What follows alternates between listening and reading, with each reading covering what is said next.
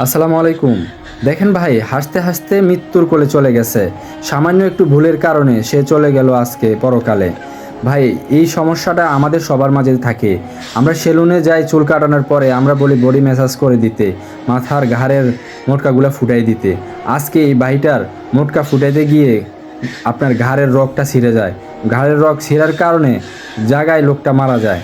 তো আমাদের এই বদ অভ্যাসগুলো ত্যাগ করতে হবে, কারণ আমাদের এই বদ অভ্যাসের কারণে পরে অনেক বড় ক্ষতি হয়ে যায়। তো আমরা সবাই সাবধান হব, অন্যকে সাবধান করব।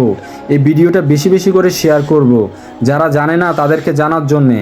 কারণ এমন অবস্থা কারো যেন না হয়। আমরা সবাই এর জন্য সবার প্রতি রিকোয়েস্ট করব, সবাই ভিডিওটা ভালোভাবে লাইক করবেন, শেয়ার করবেন এবং কি কমেন্টস করে পাশে থাকবেন। ধন্যবাদ সবাইকে।